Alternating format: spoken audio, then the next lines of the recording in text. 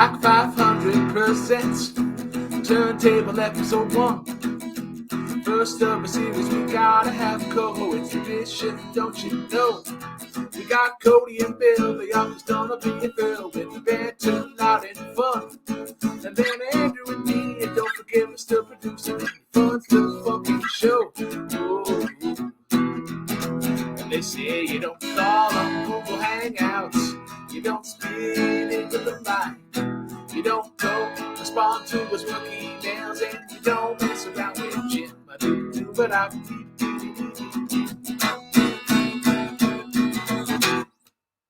All right, we'll see if we can get past YouTube's algorithm there. Pretty close. Hey guys, welcome to our new show, The Turntable. So we're gonna have 5 different albums and 5 different people talking about each other's albums. I don't know. Best way to put it, it's like an album book club. Or yeah, exactly.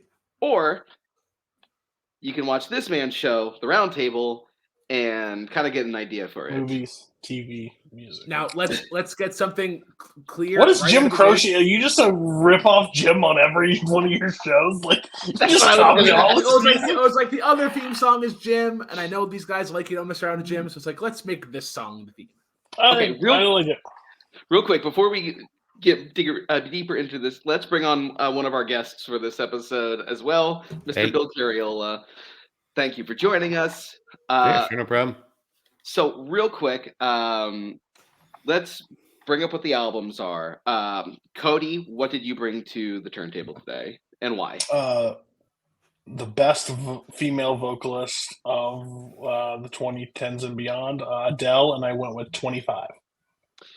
Okay. And why? Because she's fantastic. And this album, I think this album gets passed over because of Hello, the title song that got burned to death for everybody else. But I think there's the songs after Hello are some of the best of her career. So, yeah.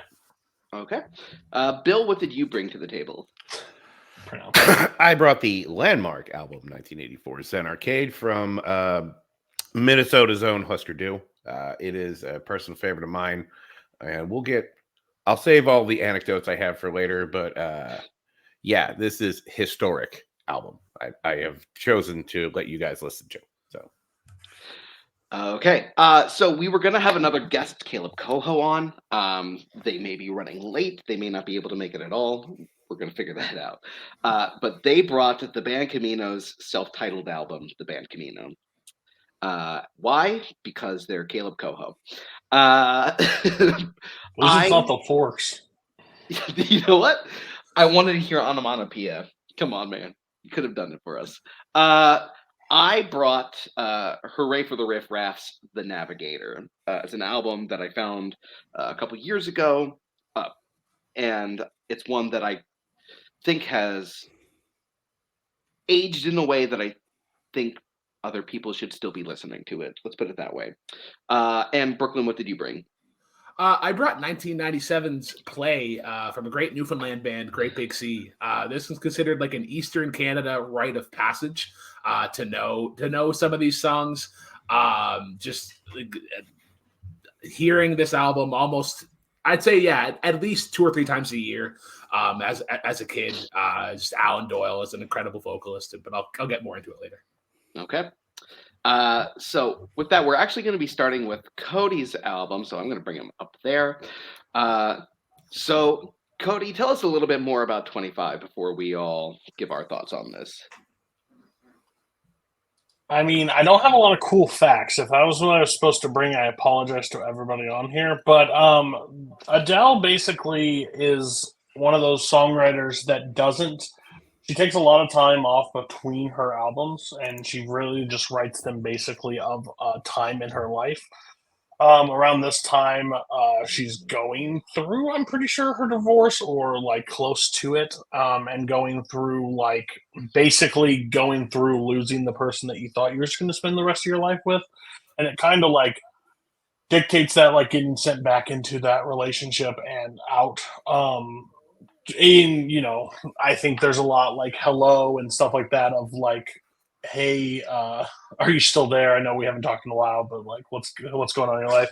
I think like All I Ask is in there, where it's like if I never like this may be the last love of my life. Like, what if that happens? So yeah, I think it's a absolutely powerful song. I'm not saying every song on there hits, like, of course, but I just think they made a crucial mistake with this album. Overall, I think putting "Hello" as the song from it is just wrong. Personally, I think it's a good song. Like, if this was just a track on the album and you listened to the album and you heard "Hello," I think you get something. But I mean, When We Were Young or All I Ask, like, I just think are insane songs, or Water Under the Bridge. But yeah, I'm curious what everybody else either hated, loved, or indifferent. All right, I'll start, I guess. I think I still prefer 21 as an album experience. And I think the main reason I say that is because I think that while there are great moments on this album, I think the production is kind of inconsistent. And that's because aside from like half of the songs, which are Greg Kurstin produced, they're like completely different people. So you get a bunch of different production. What a trap! What a we're gonna get into who produced and who was all you kick rocks. Yeah, you liked Adele when she was she's drunk and having fun at 21. You didn't like her when she was mature at 25. I get it. You like the party version. That's exactly what it is. No, I think that there are some tracks on here that are absolutely fantastic, though. I think River Lee is one of her most underappreciated songs. I think When We Were Young may be my favorite overall Adele song. But I think what makes the moments that work really work is like giving this kind of grandiosity to the song. You shake your head like that. But that's you make me hate my own music. What was that word? Do you have a definition for the class? Grandiosity. Yeah, whatever. It makes it big and epic. So that's why things like River Lee, Sweetest Devotion, When We Were Young, I Miss You, and things like that. I think those are like highlights. Then we get into things like Send My Love to Your New Lover, and it feels compressed, like they're holding Adele's voice back a little bit. So that's kind of my take. I think it's a really, really good album, but I think that it's just a little too inconsistent. See, here's my thing with like Send My Love to Your New Lover, because I was kind of the same boat. Like whenever this album popped up, I was like, it's like Hello, Send My Love. But then I also was like, oh yeah, Water Under the Bridge was a great song that got a ton of radio play. But I think that Send My Love wasn't necessarily written for her initially. It seems like a song that was more written for like Taylor Swift. Kind of fits her style, but she still hits it though. Like she's not doing anything wrong in the song. It just doesn't sound like anything else that she's really kind of known for, like your I Miss Yous, like your Remedies, like your A Million Years Ago. All I Ask, I think is still my favorite track. Like I had to wait for a particular kind of mood before I listened to this album, and I was like, all right, I'm finally here. Let's go listen to it. All I Ask still makes you fucking tear up.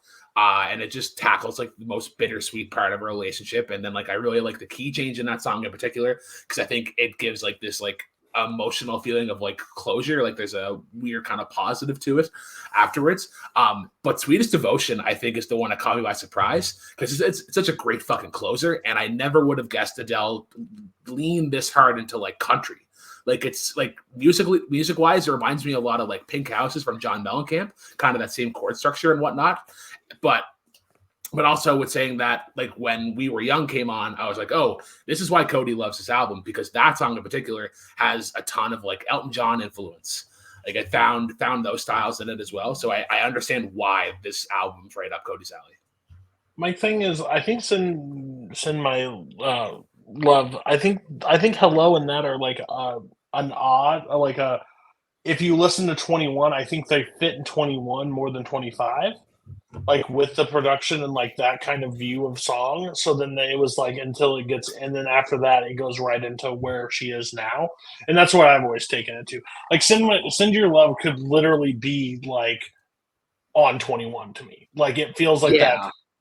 like produced, like heavy into it, her singing along with it. I agree it could have been sung by anybody, but I think it was for her basically. I just think it was I think she maybe co-wrote it. not used on 21. Like that could also be like a fact. Like it looks like it was written for 21 and then moved to 25. Like it was left in the vault, like quote Taylor Swift, like left in the vault, and they carried it over because like, oh, you know what, this actually plays now into the subject. But it also, those two songs, Hello and That, don't fit the rest of the album for me. Like that's just always my take, because the rest of the album pretty much seems like she's going through the breakup, and like the other one is like still sassy, like she's getting through her, like she's going through the stages of grief basically in this album, is kind of how it always like works for me. But yeah, I'm curious to see what Bill thought, because this seems like what Bill would turn on his car any day of the week. Yeah, go ahead, Bill.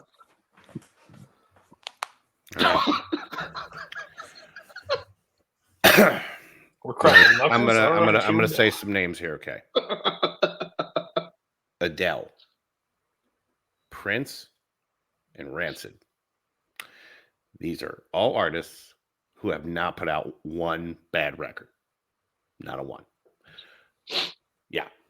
Every one of their catalogs is just, there's nothing bad in there. Like every one of them is great. Not an easy thing to do, including this one. And this was actually kind of, I haven't listened to this album in kind of like a lot of years. And this was a real joy to go back and listen to. I'm not going to add anything because Adele's fantastic. If you don't like Adele, you fucking have something wrong with you. Like you just do. I'm sorry. You are a soulless person and you don't like joy. That's what you just said to me. You're like, fuck food and breathing. I don't care about life.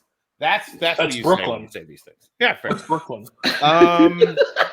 Going back through again though, so I'll wrap it up because I'm not gonna.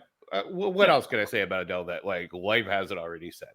I will say, "Water Under the Bridge" was my favorite. Like going back and listening to this, it is just the emotional romp of that chorus, and then once the rest of the almost soul singers come in, it just has such a belt to it. And it is just so much fun to listen to. Oddly enough, All I Ask is the one that is the weakest for me. And that's just, I'm not saying it's bad. It's just out of the whole, I think it's the most middle of the ground one for me. Not a bad song. Just I'm like, like that one this time didn't leave the impression on me. The rest did. But yeah. Mm-hmm. So that's how I feel about Adele in 25. So. All right. I do want to bring up one more thing. I think that this album, because you brought up like the divorce angle of it. I think that this one is a little bit more rounded than like some of her other albums, because there are those like soaring moments of like love and like the highs of a relationship as well. And I think that does help with the impact of this album, because you get to. Oh God, what was the one song? Wonder. Yeah. Love. Yeah, I Miss You, actually. Because that one actually feels like, there's that real connection between them. So yeah, I just wanted to put that out there. I think it's. Go ahead. No, go ahead. I just think it's really interesting because, like, Easy on Me, like on her next album, I think she gets like a lot of pressure put on her, like, and it's by her fault, I would say. Like, she doesn't put an album out every like 2 years. Like, she waits her time, and so it's kind of like that spectacle when it comes out. And if it doesn't hit everybody, doesn't fill the cup for a lot of people, there's always some problems or some things that she's doing. But like thinking about how young she was when she went through marriage and had a kid, and like having to do all this stuff and like going through divorce and like writing these like really emotional songs, like All I Ask is like, I understand why Bill like, but that's like right up my alley, like ballad, just pouring her heart out, like singing and just going out. I was annoying my wife by singing it before we went live. She's like, "Shut up!" I'm like, "What?" You don't like Adele? The- No, she doesn't like my version of Adele. But it's just you can just feel her emotion in everything that she writes, and like that's why she like puts her age on the albums, like just to highlight like where she was when she was writing, like 25 years old writing this. Like that's crazy to me. Like no one has life figured out at 25, and she's writing some of the most powerful like songs. All right, I do want to share this. This has nothing to do with anything, but this was the moment I was like, Adele is the person for me.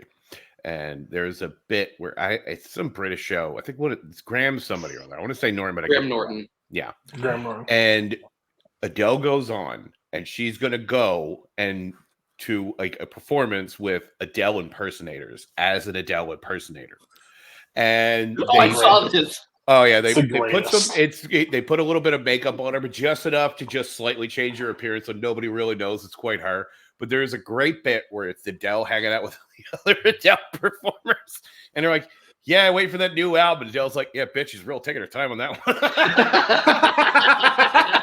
And then they're like, "I bet you won't say that to her face." And Adele's like, "Oh, trust me, honey, I will."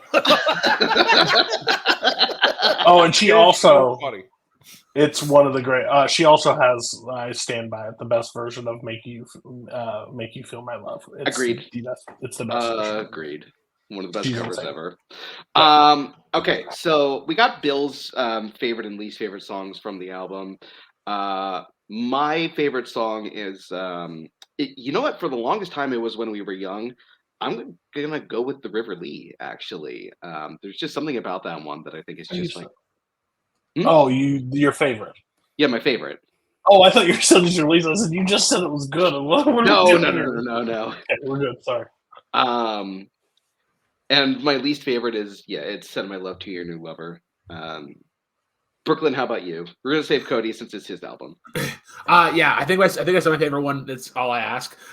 My least one, and I think Cody's kind of alluding to it, so I don't feel as bad anymore. It's Hello. And I think it's just because it got killed by the radio. And when I come back to it, it's just like, eh. It's actually like a warm hug coming back to that song. Because I'm sorry.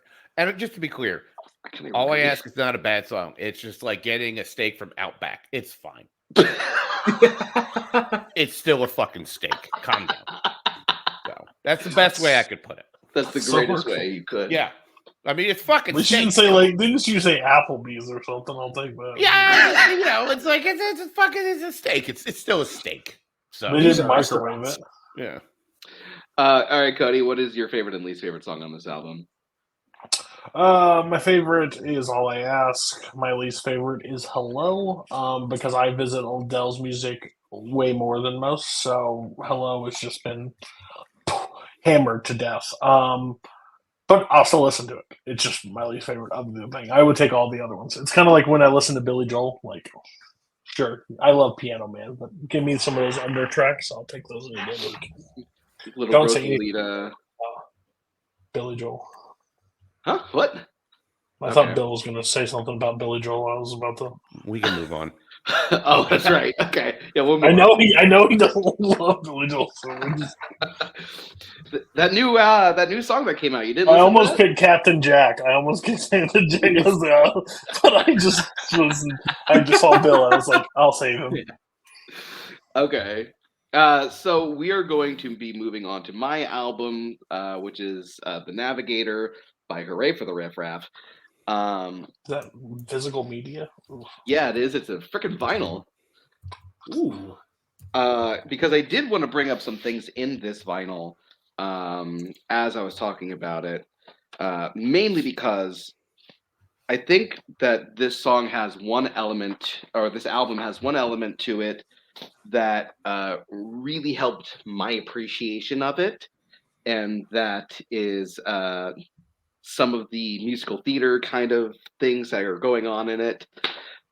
This is a concept album about a young Puerto Rican in New York, just kind of like floating through life until meeting this mystical character known as the Navigator, sending them forward in time to see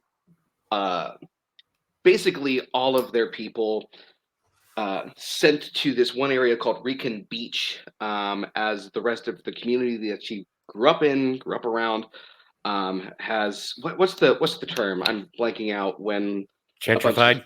Gentrified. Thank you. Once her neighborhood has been gentrified, and her coming to grips with their background and the community that they had around them at the time. I think the strength of this album and the thing that kept drawing me back to it was Alinda Cigar themselves, because their singing voice is just so good on it. You can like really tell the emotion and the passion and the kind of work that they're putting into it. All, as I said before, like all of those like little like West Side Story-esque kind of musical flutters, I just think are just like really, really good. It creates a world with like songs like Living in the City, and Nothing's Gonna Change That Girl. I think are just really good. Then you get to Rican Beach, which is just so biting. Like the lyricism in that song is just really aggressive, but it's just really well done. Um, and I think that the one element that I didn't think about until this recent listen was the beginning of the album kind of having this kind of street light doo-wop kind of opening. And then as the story goes on and you get to the finale, it's more of that Latin kind of presentation. So I think it's just a really well-told story from beginning to end, with just really sharp writing, really good music, and a fantastic vocal performance. But I'm gonna put it up onto the floor. What does everyone else think about this album? Oh, I know I agree with the like kind of the track placement of it all. Like I have in my notes here, it's like this is an album that I want to hear live front to back, just because of how they kind of space everything out. Like I think there's a really good run from like Nothing's Gonna Change That Girl, which is 1000% a Shed song. The title track itself, the Navigator, really nice like drums and strings, and then just like how they add in the synth there, it isn't too overwhelming. And then you get to halfway there, and then just kind of like a nice break from all that heaviness of the previous two songs. And then you got like Rican Beach has a nice bite to it. Living in the City is really nice, has a little kind of like little genre flip coming on halfway. And then you have like Life to Save, which has this like really cool charm. And I've never heard a song like capture the essence of like a slug of a breakup, where it's like, oh, like I'm kind of like back to being myself and like doing all of these things without anyone there. I thought that was really cool. But yeah. All right, here's why I fucking hate this. Oh God, no. I'm just kidding. No. Oh, okay. I'm gonna be honest with you. There's only one album in this entire bunch that I had some lukewarm feelings to. We got a while to get to that. This was actually very pleasant, I will admit. I had no idea who the hell this person was and what they did. So I didn't read anything. I just listened to it. Funny enough, I didn't know this was a concept album. We'll get into why that's really funny soon. But going through it, there's definitely like here and Living in the City, like that is such a like out on the stoop summer, hanging out that has that good vibe to it. I could see that like just it's hard for me to like put into words. You'll have to forgive me, but like it's rare that a song can kind of transport me to that time and place. Like just through the feeling that it gets. And I feel like Alinda, like they do that a lot in a lot of these different songs. Living in the City was almost my favorite. I'll just get into it right now because I'm also going to grab a drink because I'm real thirsty. Fair. But actually, I think because the Navigator probably is like the title track, and I think it's just because the strings work so well. Mm-hmm. And that is not an easy thing to do, especially with a lot of songs like this. I think it pulls it off and just adds that extra element that really enhances the song that it is. I will tell you right now, the song that does not work for me is Finale, because it is the same thing over and over and over and over again. And that repetitive like lyrics kind of just drive me insane. Like I'm like it's like listening to like Who Runs the World Girls. I get it. You said it 900 times. You don't have to keep. I'm not saying it's the same thing. I'm just saying it's like that. Like that kind of just I'm saying the same thing over and over and over again. Why did the chicken cross the fucking road? Like please say something else. I will give you fucking money from my wallet.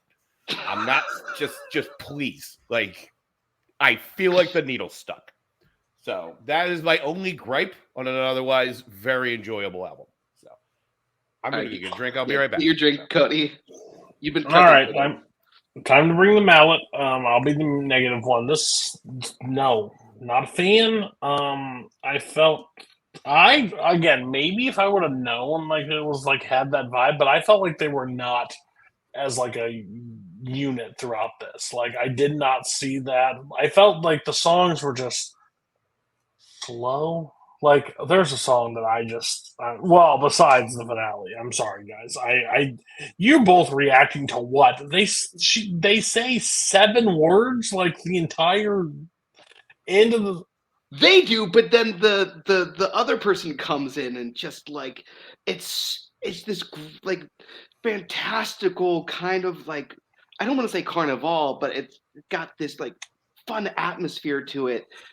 I go ahead. I understand, but like I just disagree. Living in the City and Life to Save, I enjoyed for the most part. Nothing's gonna change that girl. I was out, and it was hard to pull me back in. It was so like. This sounds really bad. I don't mean that. Like I bet this is for somebody, you know? But I felt like when you ever have that person that's really bad at storytelling, come in and tell you a story. Yeah, okay, yeah. And you just want them to get to the point, but they've explained like 7 people that are not important to the story. And they just keep talking and keep talking and keep talking, and you're just like, for the love of God, shut up! I don't care. This is it for me. I know there's a story and I know there's a heart, but it didn't get there for me. It just didn't work. But I understand, like, but this is also not my kind of music. Like, if I called Brooklyn and Barr and said, "Hey, I'm listening to this album," they're like, "Where the hell did you find it?" And put it down. Like, put that down. So, yeah, I think Barr knew exactly where it was going for me. But there are some gems. What? This is one that I had no idea what you would think. Oh, okay. About. There's some, I would say, gems. I think Life to Save just doesn't feel like, it feels like it was a different, that song came from a different time. Like it sounds like something Willie Nelson may have written like back in the 60s. I was saying 60s or 70s the entire time I was listening to this. I thought it was like from that era it sounded like. But then the very next song, Nothing's Gonna Change That Girl, is like a complete tonal shift for me. And again, I know now that I know like it kind of works together like as a story, and I kind of got that vibe, but it just didn't connect the pieces enough for me. So yeah, it was a miss, but I think people that definitely like this kind of music, they should definitely check it out because it's not for me, but it's definitely for them. Okay. That's my politician answer. There's one song that I kind of want to get people's opinions on. Actually, 2 songs that I kind of want to get people's opinions on before we do the best and worst. Because the 2 songs that I hear more people talk about that have heard this album at least are Hungry Ghost and Palante. So I kind of want to get people's opinions on those because Hungry Ghost is a little like the more rock song on this album with that like, you know, that bass line that kind of opens up. And then Palante is just that like deep emotional, like political, like rallying cry almost. So I kind of just want to get like a quick opinion on those songs.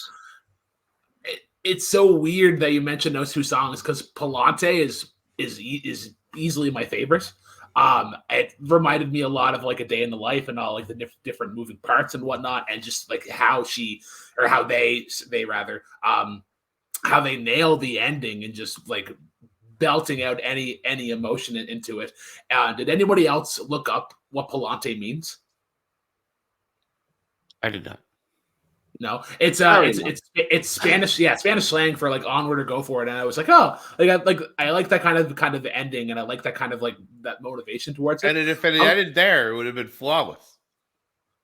It did not. But then Hungry Ghost, I'm like, it's fine. I kind of have the same sentiment that Bill has. Like, I feel like they repeated each line twice, and I was like, there's more that I think that can be said here. Okay.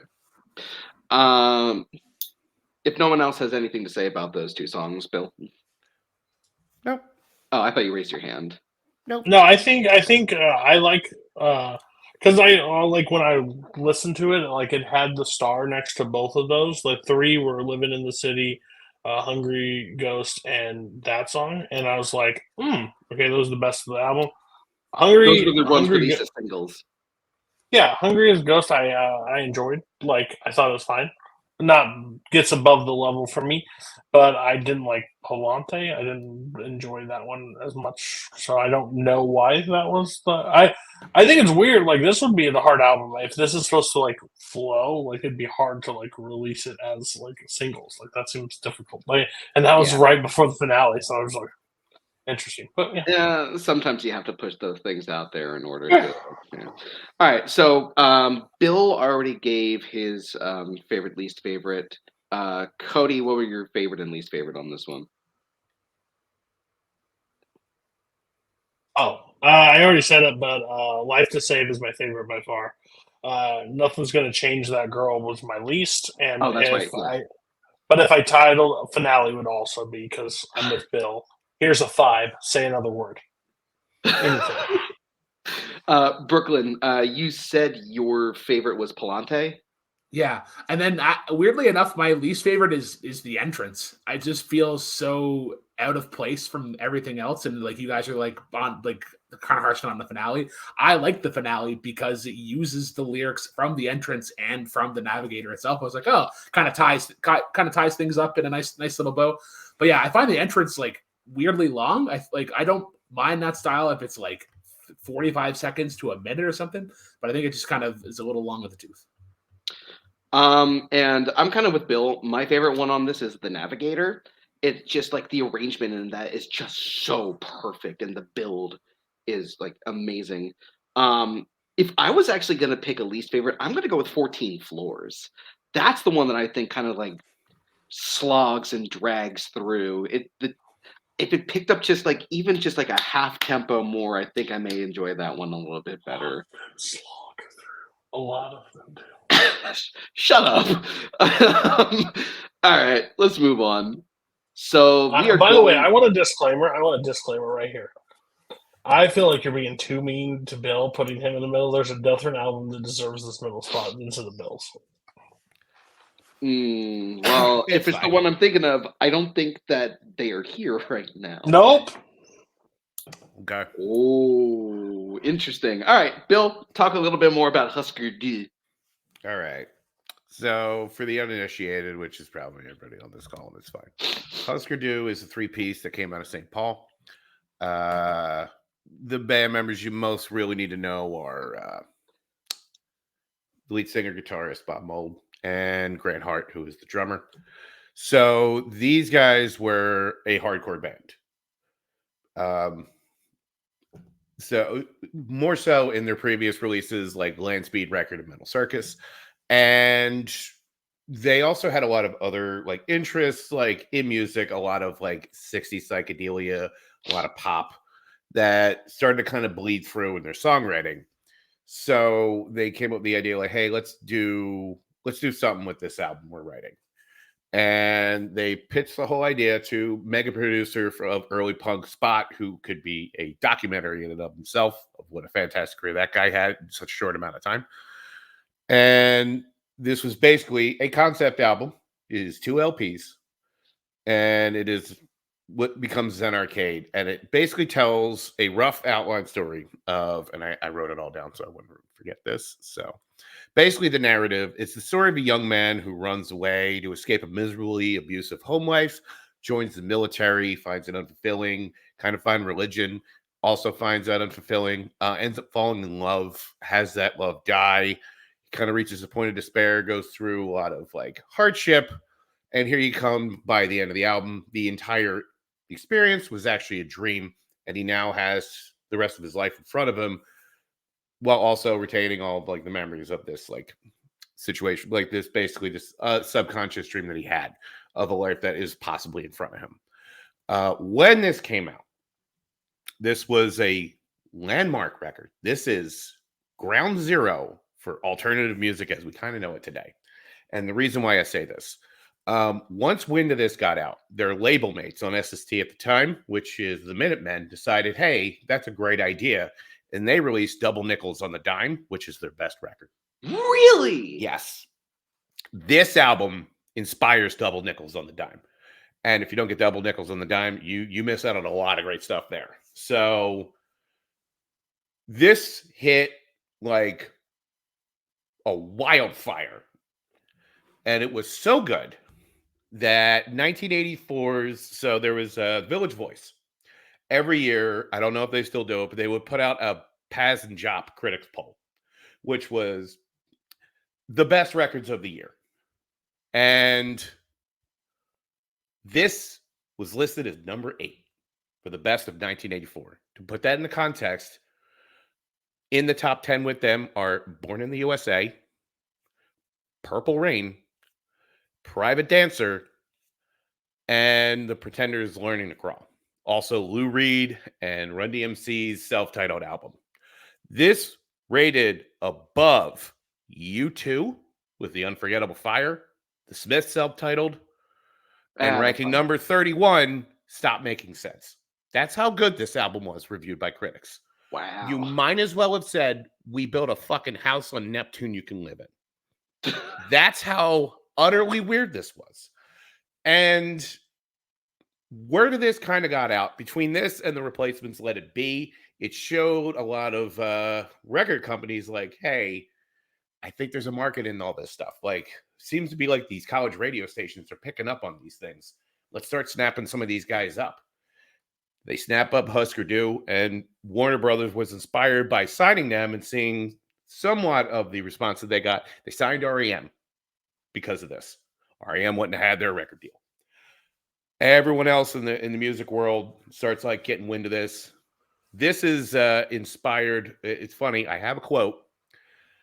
It's one of my favorite quotes, and it's like, you know, when we came out, everyone's like, wow, like your sound is so crazy. It's like a lot of this melody, but there's a lot of ferociousness to it. Like, where do you like how do you guys do it? And they're like, we just copied Hüsker Dü. And that is Chris Novoselic from Nirvana. They literally list Hüsker Dü as one of their influences. In fact, it's Dave Grohl's favorite band. There's like video of him performing with Bob Mould all the time. You would not get the alternative explosion in the 90s that would happen if this album doesn't come out. This also was a big influence on American Idiot. I hear it. Yeah. So yeah. All these reverberations lead back to this like ground zero event of this record. Kind of why I wanted to bring it in and discuss today, because these guys laid it all on the floor in this record. So here's a fun fact. With the exception of 2 songs, which was the first song, Something I Learned Today, and the later song, which was Newest Industry, the entire album was recorded in one take. They went in, played the whole thing, and recorded it. There was no second take on anything else in this record. It was all done in one shot. And then, except for they had to do a few extra takes for Something I Learned Today and Newest Industry. Then the Spot went in, 1 40-hour mixing session, 80 hours total to make this record, which is like crazy. And it just says a lot of like, it is like literally a snapshot of where they were at the time. Because these guys were notorious, like practice. They would constantly hone these songs. Like they would take their time, like making them. Then they would play the hell out of them live. And it kind of comes through. And there is so much happening in here. This is kind of what was the beginning of the end for Grant and Bob Mould. They were always trying to one-up each other in writing. And that would ultimately lead to them just dissolving, which is a shame. But, you know, it is the way it is. But there's a reason why critics called this, like, trash quadrophenia. And that's exactly what this record is. It is it is pretty crazy. And then also, while there's some great melodic parts, while there's just some great like quiet moments, and there's some great instrumentals, a lot of the more aggressive stuff that Bob Mole was writing at the time is probably some of the most ferocious I've heard.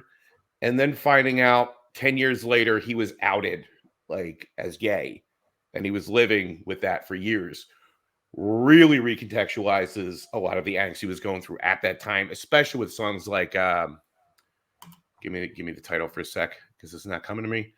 I Will Never Forget You is the biggest example of that, of him like coming to grips with who he is and not being accepted. And that really comes through in a very, very visceral way. I have talked for a while. I prepared a lot for this because this is an album that holds a very special place in my heart, and it's very historic. I'm going to turn it over to you guys before I get into my favorite and least favorite. And you can feel free to shit on it just because I love this. No, we're good. Go ahead, Cody. I'm going to go first because they may say more positives than me. And I said, I understand this is not everybody's thing. So. Listen, I don't understand what the fuck they're saying. And I know like that's probably the kind of music that people like. I've done, how many episodes have we done of like 500 Stones? Like 23 or something like that. Yeah. I am a very just I don't like things out of my comfort zone on music, and like not being able to understand it like drives me crazy. And I don't care about instruments, which is Brooklyn's big pet peeve with me. I think it's cool you play. I just don't care like in a song aspect. I can tell you like this inspired probably so much of so many things. It was like being put in a blender. Like my head was just like, I was like, what are you saying? And there are lyrics. That is not what you're saying. That is not what you're saying. And if you are, you don't enunciate well enough. For me, but I can tell, named all these different people that inspired, I can hear that throughout it all. Just, this is like Bob Dylan, Peter Gabriel, Talking any Heads. music that sounds like this. Just not my cup of tea. But hey, everything you said, it felt like I was at a like it was so interesting to hear everything that came from this. So that was worth listening to the album. So I'll say like that was cool. It just, sorry man, wasn't for me. No, but yeah, I appreciate you bringing it on because holy crap, like everything that did, like I did not know this was the start of like alternative music, but it makes perfect sense. Yeah. I mean, it makes perfect sense. But I think as far as getting into the mainstream, I don't think we get there without this. We just don't. Yeah, that's crazy too. And there are so many people. Like I know, like Tim really loves this kind of music and stuff like that. It's just but that's awesome. And I can definitely tell. I love American Idiot, so I can definitely tell the American Idiot. I hear that in it. So yeah. Well done. Well done on that choice as well, and at least educating everybody. And if you're into alt, like this is the album. Go check it out. I think it's a historic album that doesn't get a lot of like talk or praise nowadays. It's kind of why. And at least it's not from Canada, you know. I mean, St. Paul is pretty close. So, Brooklyn, go ahead.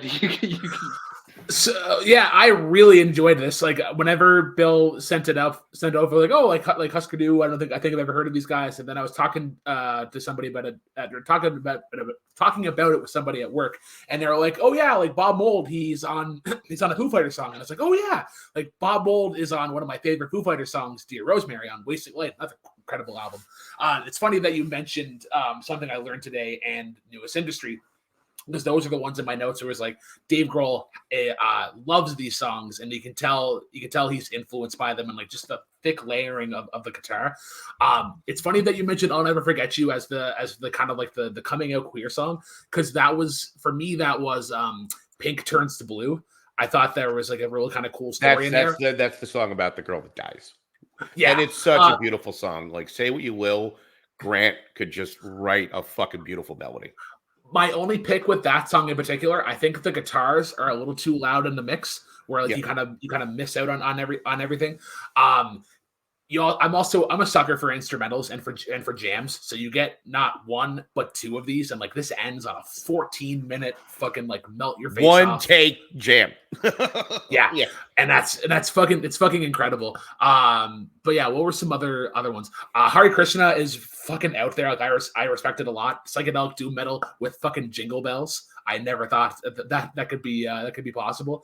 But then like what's going on has like it was surprising to hear piano on this record, given how heavy a lot of this is. Never Talking to You again has a really cool moment, especially at the end, where they choose to have the harmony or like the emotional beat come in the back. So I thought that gave a really cool message of like presenting as fine, but like kind of like the internal struggle of it all. But yeah, I really enjoyed this. And then another thing, my favorite line in this is actually from Masochism, and it's like the why don't you tell me, why is it so? And then like how he hits so and then confusing. I thought that was a really cool moment. I just want to bring up something. When I was looking at the Spotify lyrics, and for the last song, the 14-minute instrumental piece, Recurring Dreams, it's so good, isn't it? In the lyrics section, all it says is instrumental, 14 minutes, 1 take, 2 track. Heart mold Greg Norton, worth buying the album. That's all it says. Yeah. This is an album that I respect more than I necessarily like. I think that everything that I like was on the back half of this album. The first half was just a little, I don't know if it was like the mixing or something like that, but something just wasn't clicking. I'm glad I gave this 3 listens, because every time I listened to it, the more and more I kind of understood it. But I think the moment that it suddenly started to start working for me was probably actually Dreams Reoccurring. I don't know how you do that song in the middle of this one long take, because of like the backwards looping guitars and stuff like that. So to hear that was part of the complete playthrough is incredible. But then as you get further on into the album, what I do like about this album is that the further along that you get into the album, it becomes a little easier to understand. And the melodies start to become a little bit more, like, I don't want to say easy to follow, but they started to click more for me the further along into the album it got. Like, literally, once you get to the end, like, things are so clear. Like, especially, what was the one? Turn on the News? No, Standing by the Sea. That was the moment that like everything started to really become clear and like easy to follow through. Turn on the News is a banger. I do love that song. So yeah, I appreciate what it's doing. Yeah. And it's funny that you point out, because you can kind of see the shift in the band, even in this album itself. Like, it starts off very, very aggressive, very hard.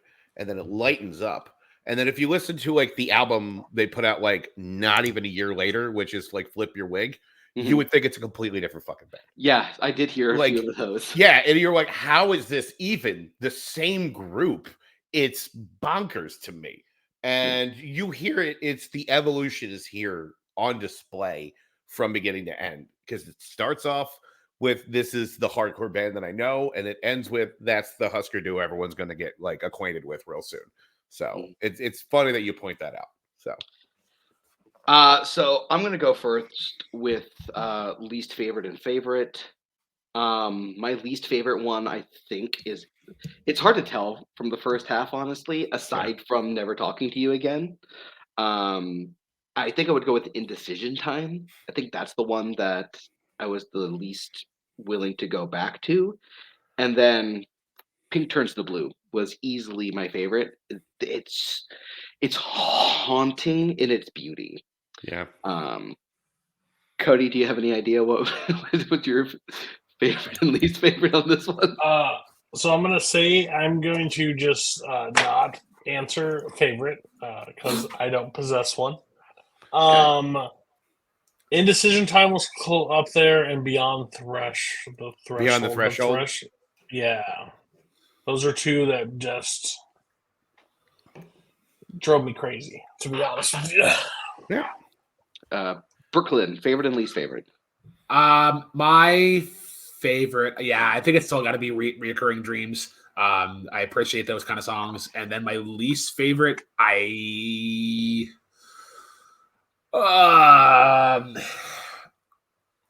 torn between. Actually, no. I think it's Something. It's because I didn't really have anything to add on it. I thought it was just like it's fine. You mean Something Somewhere? Or Somewhere? No, Somewhere. Okay. Yeah. Okay. All right. Well, we're gonna go to the man from Canada next. Should I Brooklyn. pick my favorite and least favorite? I didn't get to do that for my. Oh, I'm so sorry. Yes, No, Bill, it's your fine. favorite We're and already least moving favorite. on. It's okay. It's fine. No, All I'm right. so used to you saying it like in the No, middle of I your wanted thing. to wait. I wanted to hear everybody else's. So, favorite is really hard for me. I got like 3 or 4 on this whole album. I think Charter Trips is a fantastic song early on. I really do love it. I am actually a big fan of Whatever. I think it's just a wonderful melody. Pink Turns Blue is obviously really good, but as far as my overall favorite, and I think it kind of illustrates that, like, if they'd have maybe spent a little more time, we probably would have got like the sound might have been a little better. And it's newest industry. Like, you could tell that song really benefited from, we're going to take another pass at this real quick and try to get some stuff onto it. As far as least favorite, I understand its importance in the overall narrative of the album. Hare Krishna drives me nuts, and it's those bells, because they are so twangy and tinny, and they go on for 3 minutes. And I'm like, I understand it's a cool song and all, but I can't handle it. So that's just me. So, but yeah, I'm happy you guys always gave it a shot, checked it out. So, because it is definitely a bonkers record. So, but thank you for bringing that one, Bill, because it's nice to know the history of behind it. All right. I still can't believe it's number 8 on this list, and fucking Van Halen's 1984 is number 23. And Talking Heads is 31 out of 40. I feel like Cody would agree with that one, actually. I know, but I know you guys be like, what the fuck are we even doing here? Like, what is this? All right, let's go to the man from Canada. Brooklyn, tell us more about Great Big Sea. All right, so Great Big Sea, a Celtic folk band from Newfoundland, formed in 1993. They had opened for Irish Descendants, who do a lot of like cool traditional stuff. Was the Irish Descendants? Yeah. Okay, not My Descendants. Got it. Okay. No. Okay. This is their 3rd album. They had previously done self-titled in 1993, Up, which had a couple of hits. Like their self-titled was more traditional stuff, like not a ton of originals. And then Up came up in 95, and it had like Mary Mac and Lukey and the Chemical Worker song were some kind of hits off of this one. But Play is the one that is kind of similar to like Billy Joel's The Stranger, where it has like a lot of their hits onto one. Cody, I see the face that you're making, but just let me make the analogy. But like I love the mix of vocals in this. Like Alan Doyle has such a nice charm to it. Sean McCann, who's now known as the Sea Shanty Man. For everyone listening, Cody is having a heart attack right now. Was it the Polish sausage? You're doing that like from the fucking Saturday Night Live? It's a baker's dozen. But yeah, so that, like, he has a really nice performing quality to him, especially on the night that Patty Murphy died. But then you just like, there's a really cool mix of songs on here. Like the singles off of this would have been Ordinary Day, When I'm Up, I Can't Get Down, The Night That Patty Murphy Died, End of the World, and General Taylor. I guess like it was considered almost like a B-side, but that was one growing up. Like you sang the one on the bus, or like you sang it at get-togethers. Like it was that kind of cool like camaraderie to it. like Ordinary Day opens with this like really cool booming drums, and then like you learn what the song is about, and it's about like a busker they had met in Vancouver. She had gotten like jumped and robbed and like beaten up pretty bad, and then she ended up going back to the same spot, so they're kind of writing of like the kind of the consistency of it and whatnot, and then they find out like years later that this busker was actually another famous Canadian artist, Jane Arden. So like really cool kind of thing like that. Like the intro to When I'm Up, I Can't Get Down is an all timer. Like when it just starts with Alan, and then the fiddle comes in afterwards, and it just adds so much depth to it. The Night That Patty Murphy Died is a song that I hear two to three times a week, sometimes upwards of 5. It's an Irish like I work at an Irish pub, and like people love this. Like it's a bar song that you have to play because it gets the crowd rolling. It's getting to wagon wheel effects, but I still somehow enjoy it. Donkey Riding is another really cool one. Like that's a song that like we learn up here in elementary school. I missed something. But no, we're all just floored by Canadian culture. Exactly, yeah. I see how Robin Sparkles happened. I really do that. Then you have this really cool cover of End of the World because like everybody thinks the REM version is fast, and then they're like hold our rum, and we're gonna go even faster. And then yeah, like Jakey's Gin is another one that's really really silly. Jolly Roving Tar has a really cool story behind it. It's a traditional Irish song that was written in the 1800s. It was actually from an old play from an Irish American. His name was Edward Harrigan, and it's from a play called Old Lavender. But then like that's supposed to be the end of this album. But then if you look on Spotify, there's a bonus track called Beggar Man. And I believe that it is Great Big C's impression of trying to do a Talking Heads song. Like it's quirky, it's wacky, it's out there. I'm getting reactions from everybody. But yeah, I recommended this album in particular because The Night That Patty Murphy Died and another song from a later album concerning the Charlie Horse did so well with Cody. And I was like, I think you'd really like this album. And some of the songs on here, there are some that are kind of like plain and they kind of have interesting notes. Like Recruiting Sergeant has this weird kind of like propaganda feel to it about like recruiting soldiers. And then you get these like which one is it? Oh, Greenspawn. Greenspawn is this really cool like accordion jam that they have on every record. And that's a fun time, but I'm in danger. I'm gonna get destroyed. What was that song from? Hold on 1 second. Yep. 1 second. What was that song from this band that I did enjoy? What was it? The night Pat Murphy died. Was that the? What was the? Is that the only one we've done? No, the other one we did was Concerning Charlie Horse, but that's on a later album. Okay, that's what I thought. Okay, go ahead, Bill. What are we doing here, man?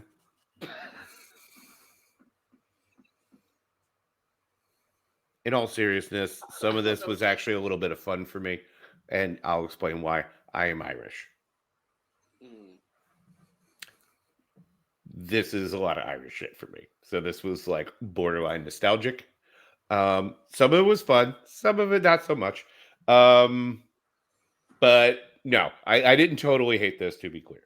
So this is exactly what I would hear at O'Shaughnessy's with a bunch of my friends, and we'd be hanging out, getting plastered, singing this or Finnegan's Wake or whatever. Like it would fall right into there, and I wouldn't even mind it so much until I got a little annoyed and then bullied the jukebox and started playing Flogging Molly because we should just listen to that instead. This is just super fun. But no, a lot of this works for me. Some of it just doesn't. But no, I didn't totally hate this, and probably because it has a lot to do with my upbringing. That having been said, I am 90% sure donkey riding sounds like a weird sex thing. That is a weird thing to name your song. Maybe, and you guys were children and you were listening to this and no one thought maybe it borderline sounds really inappropriate. We did this in music class in grade 3. Well, okay, that's a pretty progressive school you got there. That's child abuse. Okay. I'll say my least favorites, but that's fine. So, I did like those two songs. The reason I gave you such a face on the Patty Murphy, I was like, if I heard any song 3 times a week, at my job, it's time to change it or shoot the speakers. Like, I don't care. Like, that just seems a lot for that song. Like, that's an occasional song. Those two songs that I've listened to occasional, like, I can get behind them. There are some songs on there that this song works so well for me. Like, it fits that same thing. I have a lot of fun with it. And then there's other songs that I just feel like Canada just needs to break off. Break off from the top of us and get far the hell away. Donkey Riding, that you listen to that song, I'm gonna save it right now. That is one of the worst songs I've ever heard in my life. I couldn't. I had to almost stop my car and said, "There's no way this is happening right now." And it makes sense why you like Bare Naked Ladies, because this is like very kiddish versions. This is the Wiggles again. But the Irish version of the Wiggles. And I'm not trying to be that guy. I'm not trying to be that guy to make a bit. I'm just saying, even the toy on the thing, I was like, oh my God, this is you. And you listen to third grade, like, we listen to Fruit Salad, you listen to Donkey Riding. I don't know what the difference is, but there's big difference, and you should like be ashamed of yourself. I was just remembering in third grade, I got my first copy of Kill 'Em All by Metallica. So I'm not one to judge anybody. And you said, I know you're making an analogy, but you said something about Billy Joel and the Ranger? Sir, you should be dragged in the street for those statements. You don't compare those. You don't even get close to those. There is one song, I'll save it for the end, that I really, really, really enjoy. And we'll now go on to a list, because overall, I gave you a hard time, but like, I really like the song. And it's, yeah, so I was impressed by that. It was so saving, too, because it was near the end. I was like, oh, you've done it. I can dig this, and I hit replay, so good job. But yeah, Canada's your side of Canada, like that part, needs to be studied. I just think it's so fascinating. You guys are just like Irish, but like Canadian pride, like through and through. And is there a little French Canadian that also exists up there? Well, yeah, New Brunswick is right beside us, and they're the only bilingual province. Yeah. Like, you guys are a melting pot of just interesting. I want to just sit at a park and just listen to y'all just communicate. The fact that you and Dylan are from the same country and have just completely wildly different music. Wait, you guys are even in the same, like, zip code? Like, what? No. Like, no. You guys, no, you're not. That's weird. No. They're like New York. I think he's no. Barr, please. You've leaned in close to whisper sweet nothings. I can't wait to hear what you say. Please say Donkey Riding in a seductive way. Cody is 100% accurate about Donkey Riding.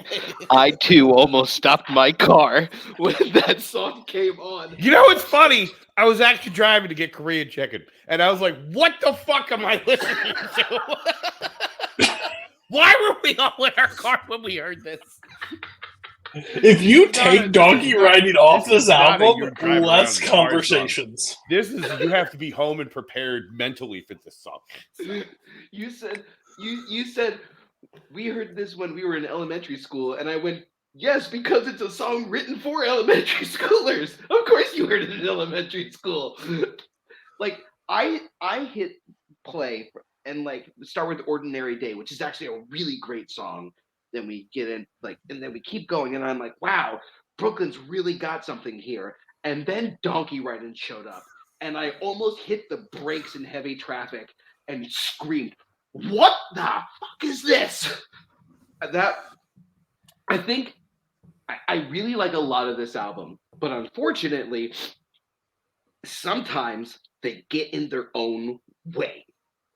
Because, like, I like The Night That Pat Murphy Died, but, like, Donkey Riding and then End of the World, and especially Beggar Man, like, we keep hitting strides where I'm like, I'm really enjoying this, and then they hit me in the face with a tennis racket and go, aren't we so much fun? And I'm like, chill the fuck out. But yeah, no, when they are doing things like Ordinary Day or How Did We Get From Saying I Love You, I also really love Recruiting Sergeant. Like that one was a one that like took me way off guard, but I loved it. Um, yeah, so there's like really high moments on this where it sounds beautiful, it's well made, the singing's really good, and then just like a beanbag chair to the face. Um, so I'm curious on one song in particular, and it is the General Taylor one because I think that's the one that kind of takes the biggest swing and lands with it being an a cappella song. I thought the bass hits really well in the chorus, and just like the light kind of bodhran, and it kind of fills out the rest of it. So like, was that like a buy or a sell for you guys? it was a buy. It was a buy. I enjoyed it for the most part. Yeah. I thought it fits it fit what I want this album to be. Like sea shanty, like Irish pub, like those kind of like folky songs that just a guy like that one with no music, but like if this whole album was like a guy around a piano that just like, just hit it to get everybody on key and then just continue just to sing like that, I would have been fully on board. But that's why like Barr like said like 25 was like just composed different. Like all three of the albums we've talked about so far, fucking all over the place. Just saying, Barr, you hypocrite. But this one is just like we're on donkey riding. We're kind of back on. We're in Goofyville. It's a good thing. Like it's like that 9-year-old at another kid's birthday party. Like, look at me. Shut the fuck up, kid. It ain't about you. It ain't your birthday. Like that's what it's like. Look at me. You were fine a second ago. Now you eat 3 cupcakes and you're about to like burn the house down. Like, stop. That's what I got from this all the time. So. Oh my god, that's so good. All right, I'm gonna go first with favorite and least favorite. My favorite, I'd probably say "Haven't Seen You in a Long Time." I think that there's just something like really, really nicely produced. It's really nicely composed. I just really dig that one a lot. And then like Donkey Ride, like what easily the worst thing on here. Yeah, I don't know what else to say that hasn't already been said about that song. Don't be bad. So we had this bit with Cody when we were talking about to do Ron on our show. That's how I felt listening to Donkey Riding, just hearing Donkey Riding, Donkey Riding, Donkey Riding. Wait, hey, no wait. Bill, my fiance made me sleep in the fucking car when she. And I don't know if you know how cold it is in Philly right now.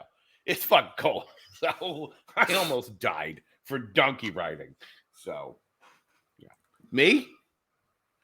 Okay. My personal favorite for me was the night Patty Murphy died. It's a very Finnegan's Wake-esque of fun, chanting, like clap your hands, have a good time. It was donkey riding for a little bit. I'm sorry. That's a terrible version of The End of the World as we know it. And that is like one of my favorite songs. Really? I agree. Fucking hated it. It's not What great. song? The cover of The End of the World as we know it. I fucking hated it. That's REM's best song. If you're gonna come for the king, you better not miss.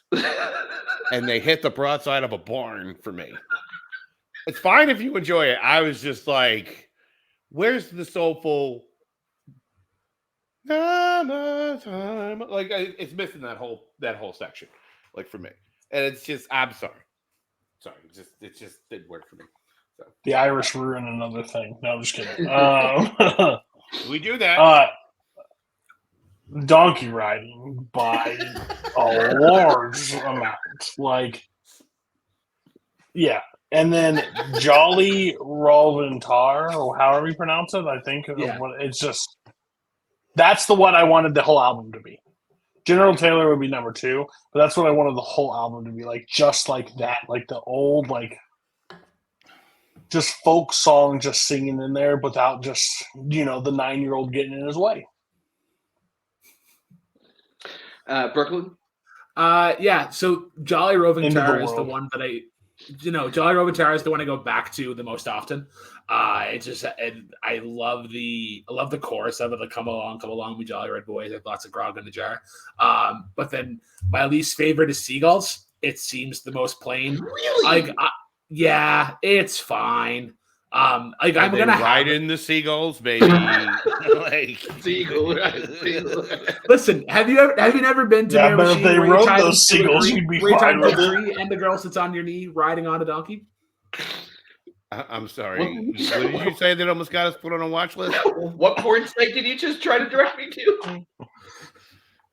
Listen, if I'm gonna listen to any song about a donkey, it's gonna be Dominic the donkey around Christmas time about the Italian Christmas donkey. I'm not doing any of them. No, I'd much rather listen to the Style Boys Donkey Roll personally. Yeah, that baby. Donkey Roll.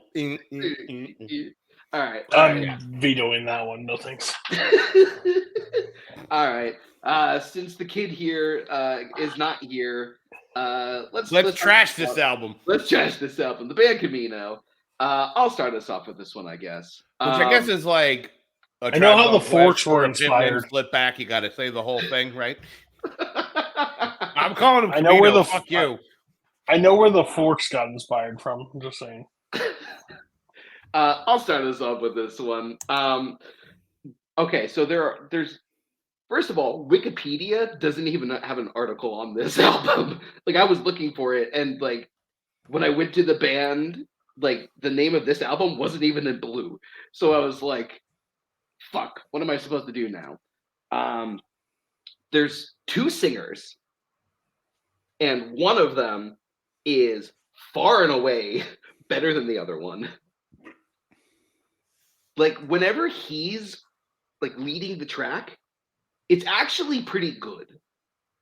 Like, the one that's really, really good was I wish I had it, but as I'm looking for it, when the other guy is leading, it sounds like a weak attempt to capture the AJR fans, where it's like, well, look how quirky and like, hey, I'm just like you fans? AJR.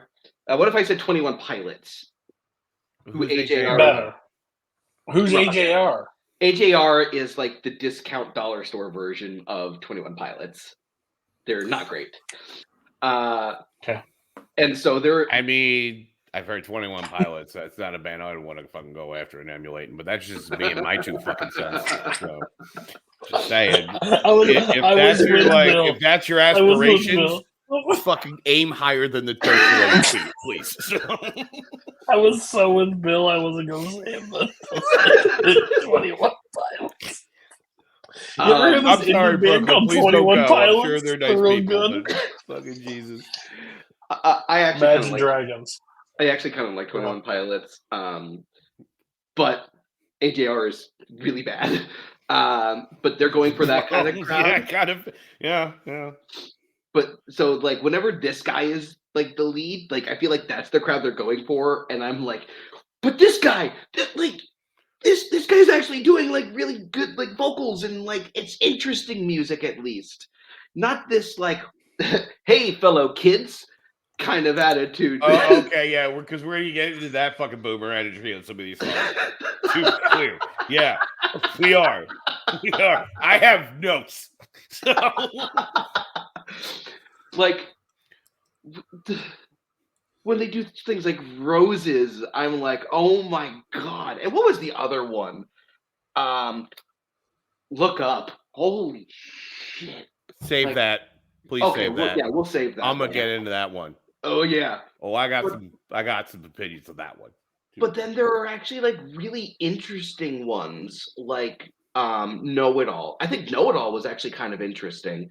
I think I Like You. I don't know. I don't understand who's picking what songs get distributed to the radio, but like how that one didn't become like at least a minor summer hit completely confuses me. What song? I Think I Like You. I think I like you better more than I should. Like, can we? I know this is like take your turn, but can we all discuss like how fucking whiny these like all these songs like? Oh yeah. It's like this whole album was like, hey, I want you to write an album where all you're gonna do is reflect on your day, but I want you to look at the mirror and talk to yourself. And like not get any like wish we could go back to no, like shut up. Just shut up. Like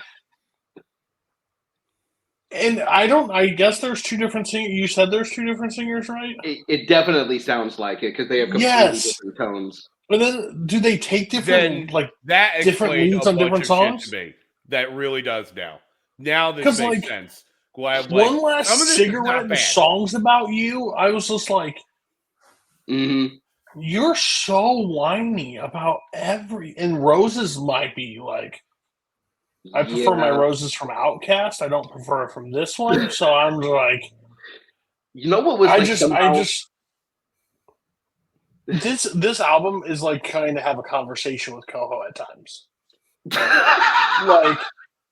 Anytime we do it, it's going to revolt back to what he thinks and like his whine. Like it was just whiny, and I just was like, 21 Pilots. I'm not saying that they're bad. I got like a lot of like that kind of vibe from this, like not 21 Pilots vibe, but like that new era of music. Like it has to have like that. Like it seems like it always just has to end on the beat where they're like I don't know what they're trying to emulate, but it seems like that on all these kind of music.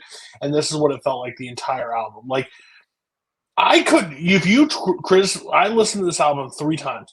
If you quizzed me on what they were, like what song is, I couldn't give you a title unless I hear the thing. They sound so similar on so many levels on a lot of like. They're almost beat for beat copies of them, just with different lyrics and like a different move like setting. So I was annoyed more than anything because it just didn't feel creative in any way, shape, or form. Like it just felt like a carbon copy of everything nowadays without any like real substance. You brought up the whininess. You know which one like angered me the most? It's not my least favorite, but the one that angered me the most was Sorry Mom, because I hate it when singers are like, hey, I'm kind of a fuck up. I drink too much. I'm not really a great person, but I get laid so much. Like, I fucking hate that shit so much. Bill, you wanted to jump in. I heard you. Okay. Sorry, Mom. I get laid. No. Sorry, I bring lots of girls home. Sorry, I'm too busy crushing puss, Ma. Rotten hell. No, there's there's a lot of very samey things in this record, to be clear. Like I'm like, this really muddles for me. There are some moments where it works. He's not here. Let's get into the shit that doesn't work. I missed out on fucking emo. Thank fucking Christ. I really did. Because to go back and listen to him, like, this is fucking whiny complaint rock for people that haven't lived past 18. That's what it is. Like, I have not had a life experience, so a girl breaking my heart's the fucking worst thing in the world. Yeah, I'm like, dude, wait till male pattern baldness sets in. Then you fucking know what some pain is. When you got to work 40 hours a week for a fucking boss you hate. You haven't lived fucking Jared Way, all right? Calm down. Anyway, I'm just saying. Yeah. That's the first name I could think of because I can't think of any fucking lead singers' names from any of those bands. Wow. That having been said, there is just some, I don't want to use the word cringe, but that's the only way I could, when I hear songs like Sorry Mom and Just a Phase, and I'm like, fuck you, dude. Like you're somehow condescending to the crowd you're going after. That is a rare breed of dickhead that I have not seen in a long time. Not this guy the worst one on the record. This guy seems like somebody that would put don't want to talk about it, going through a hard time. I'll check back in a few days just to get people to comment underneath. Be like, what's wrong? Let's talk. Like going through something real personal right now. To write songs out of all your AIM fucking screen name like away messages. Is that what this fucking reeks of? Hey guys, I'm gonna be leaving Facebook for a while. I'm gonna go where my real friends are, deactivate, and be back in a couple days. No, you're not. Like you're staying right there to read the comments. You're fucking lurking like a dickhead to see who said something. It's fine. But some of it was fun. So Yeah.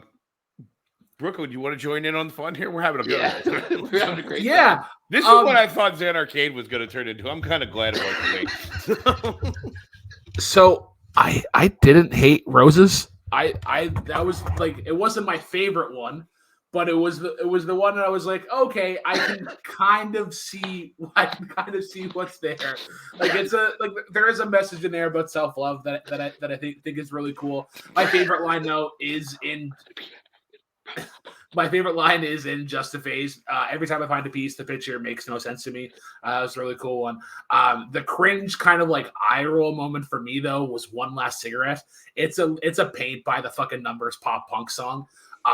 Like how edgy are you when it's like, oh, I have one last cigarette, what am I gonna do? And like the gang vocals, like it's everything about 2000s like hardcore, like you were on Pixo levels of like you. Does anybody remember Pixo? No, like he made a website. It was like very like a lot of edgy. I think that might be a Canadian thing, dude. Like see, does anybody know what I mean if I say like a scene kid up there? We did have America Online. No, but like we had Goatsy. Yeah. No, but like you guys are talking about Look Up, and it's like musically I can appreciate how complex it is and like what it's trying to do, but the vocals on it, like you could tell like there's just so much effect on it that it kind of takes away anything that it's trying to do music wise. I think I Like You, I think is a shitty impression of a Maroon 5 song, like just weird kind of like disco rock. A Maroon 5 song. Somehow shittier one. The Damage was okay. The chorus was really cool in that one. I like how the drums joined in on like the lines of like Equilateral Damage and Collateral Damage. But my biggest gripe was actually fucking the closer, Get It Your Way. Of all the closers that we've talked about so far, they've all been pretty good, and then this one just kind of like you kind of have a flat tire. It's like I would like to, when we're all wrapped up with this, hear Brooklyn's rankings of all the closing songs, like worst to best, for no good reason now. So okay. Just because I thought that was a funny thing you have met. That is like the third or fourth time you've mentioned like the closing track. This is true, actually. So, yeah. That'll be a running gag. You can do that now. That'll fucking give you guys gold. So. Yeah. All right, let's get this over with. Let's start with. Can I please go first? Oh yes, please. Okay, I'm sorry. All right, the one out of all this I kind of didn't mind. I will say I think it had a lot to do with the chorus. Was Underneath the Skin. I thought it was solid chorus. It has more of the punch, where the things that usually don't work for the vocals in this record work for me here. For me. And my fucking least favorite is this stupid fucking Look Up song. I have never been so offended as a human being. This, I feel like, is a bumper on a Fox News special. That's how bad this is. Like, this reeks of my Look up from your phones, peon. My fucking boomer granddad wrote a deep fucking song, but he's also helping to produce this, so we gotta put it on there. Let's try to fucking polish this fucking turd. Like, because there's no excuse for anyone under the age of fucking 90 to call their phone a pocket screen. Who the fuck are you? Are you having a phosphate at the local apothecary? What even is the fucking lyric of this goddamn song? And it's just the whole, like, I know they thought this was just some kind of deep fucking thing. And I feel like this is probably some hammered on horseshit at the end of Don't Look Up. Bill, Like, let me tell you the opening line of this song. Are you ready for this? Please, yeah. I tried to scrub this one, so yeah. I don't think you're ready for this. Oh, no, I am, because it's fucking terrible. The opening line of this song is, "I'm wide awake. What's up with our obsessions with our pocket screens?" That's what I'm saying. I'm wide awake. You are a fucking... It's Malcolm McLaren all over again. I feel like he's trying to get with the kids and just trying to be hip, and it just doesn't work. Like I was so mad. I was so mad listening to this song. I threw something across the room. Like I just threw it. Remainder of the verse of it's what's next? Is this the future of humanity? Nice flex, but I don't fuck with all the vanity. Did we come this far to fall? And you know this Face first, motherfucker has an awful Instagram ledge. page, so go fuck yourself. Yeah. All right. Fuck you. I'll go next. Yeah, it's fine. Because Look Up is absolutely the worst song. It's it's terrible. It's the worst It's song. the drizzling shits. It is the worst song out of all of the songs that I've listened to for this episode. With a bullet. I would rather listen to the death gurgle of my only born child than hear this fucking song again. Bill, you have a choice. You can listen to Look Up or Donkey Riding. I would ride that donkey. Raw dog. I would raw dog that fucking donkey. Clear. Raw dog it. Donkey dogging. Best song on this album is I really like I Think I Like You. I think that one's a lot of fun and I think it's like a good time. Brooklyn, let's go to you next for favorite and least favorite. My favorite song is Know It All. I really like the groove of it. And there's some other songs here that kind of hit it. The least favorite one, I think I have to stay with Get It Your Way. I was very unsatisfied. Pocket screen. And Cody. Yeah, go ahead. That's you. Me and Brooklyn are in lockstep for best song. Know It All. I did enjoy the most of any of them. Second close was I Think I Like You. So me and we were pretty close on that one. Look Up. By far worst. Nope. I'm in total lockstep. That was like, I'll be honest with you. That's the only song of this entire thing that I didn't finish. That's fair. I just skipped halfway there, and then when it came on again, I just kept skipping. And I was like, I don't care. I totally. Well, I put it on for my son one time to be better than this. If you ever get to this point, tell me because I love you. Same, You deserve better than to feel this way in life. Yeah. Son I'd rather you listen to Bauhaus and Smiths. At least there's some artistry in that. All right, guys. So I'm going to wrap this up by asking one quick question. Out of all of the albums that you listened to, aside from your own, what was the favorite one that you listened to? I'm going to start. I think my favorite one that I listened to, even though it's got one of the worst, you know what? Yeah, even though it's got one of the worst songs that we've all that I listened to for this, I think Play may be my favorite album, even though I think 25 is technically a better album. Let's go with Cody. Tough choice. Big fan of all four. I'm going to go with Play. There are songs from Play that I will listen to again. There's the other albums I will probably never touch again. So, yeah, I'd go Play. Bill. I mean, for me, it was 25. I haven't listened to that record in a lot of years, so it was like a warm hug. Okay. Yeah. And Brooklyn. No surprise. Zen Arcade is one that I'll go back to. Oh wow, I'm flattered. You say no surprise, but then like Bill's sitting here being like, no one's gonna pick us. And Koho didn't listen to any of these, so probably not. All right. Oof. Guys, thank you so much for watching. Well, now we got to hear the ranking of the closing songs. We already signed up for this. You know what? Go ahead. We'll come on. On the spot, Brooklyn. So best closing song, Reoccurring Dreams. Number 2, Sweetest Devotion. Number 3, Finale. 4, Beggar Man. And then 5 is Get It Your Way. You know what? I am completely okay with that ranking. Yeah, me too. I'll take it. Okay. Yeah. Guys, thank you so much for watching. This has been a lot of fun. Cody, thank you so much for the idea for this. And you and Bill, thank you guys so much for joining us here. Brooklyn, any final thoughts as we close this out? No, just great. I'm glad that we had these two on here. Like Bill, especially. I feel I learn something new every day that we talk music with him. So I'm just glad that I got to find out Hüsker Dü because of this. All right. Well, from all of us here at like 500 Takes, I am Andrew Barr. That's Brooklyn Vail. That's Cody Newberry. That's Bill Cariola. And keep on rocking. Ride the donkey. In the free world. Raw dog that donkey.